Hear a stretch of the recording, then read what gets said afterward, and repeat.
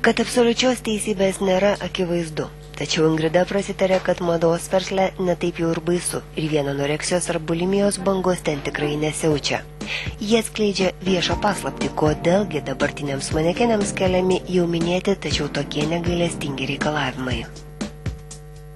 Dabar iš tiesų mados biznį valdo gėjai. Nežinau, kaip tai atsitiko, bet gal jie geresni kūrėjai, stilistai, dizaineriai ir jie nori matyti ant podiumų mergaitiškus berniukus, berniukiškas mergaitės, bet čia galioja tik tais būtent to aukštesnio lygio modeliams, top modeliams, taip galima sakyti, kurie daro visus šou, daro reklamas.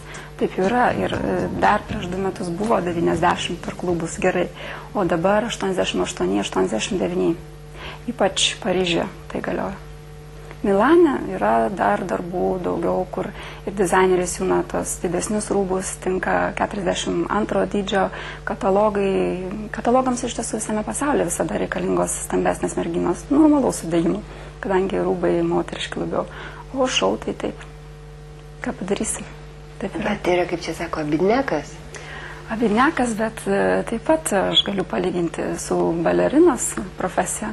Joms taip pat reikia laikytis tam tikrų kilogramų, yra išmatavimai. Jos taip pat valgo obuolį per dieną. Tai taip ir manekenė, jeigu tu nori pasiekti labai aukštą lygį, dirbti ir užsidirbti, ir jeigu tai yra tavo profesija, tai yra tikrai profesija, tai tu turi to ir siekti.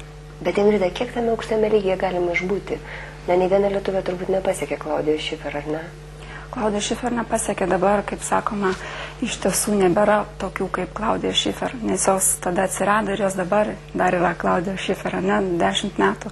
O dabar atsiranda top modeliai, 2 metus po podiumus pavaikšto, 3, 4 ir eina nauji. Taigi Raistė ir Ingrida matė tikrąją mados virtuvę iš arti. Ten yra visko, ko esama ir gyvenime, sako abi pašnekovės, tačiau Ingrida primena, jog tikro moteriško grožio era pasibaigė ir dabar madoje dirbančioms merginoms tenka pasijusti jau kitaip. Gėjų tarpų labai daug yra, taip. Ir dar jiems nėra taip lengva patikti kaip moteriai, kuri yra tiesiosios orientacijos, kaip sakant, straight, ar vyrui straight orientacijas, bet galbūt tokiu atveju galima paneigti mitą, kad nori tapti top modelį, turi eiti per lovą, nes nebegali jau eiti per lovą. Taip, vienas didelis pliusas. O jų tikrai yra labai nemažai ir jie ganėtinai išrankus yra. Taip, kad jiems patikti sunkiau yra. Tikrai. Ar jūs pati turėjote tokį kontaktą, kaip, pavyzdžiui, kažkas jūs iš gėjų vertino ir ten, tarkim, patikot? Na, tie patys minėti Dolce & Gabbana, nes aš esu tokia labiau komercinė galbūt mergina ir turiu savus išmatavimus ir turiu, kaip sakant, ir krūtinę, ir juos tai glumino, juos turbūt tai glumino iš tiesų. O kaip jie tai pareiškė? Jie žiūrėjo ir kalbėjo itališkai, aš itališkai suprantu. Ir ką jie sakė? Na, kad labai tokia gluminanti, didelė ir ne visoms suknelėms tinkama apsirengti.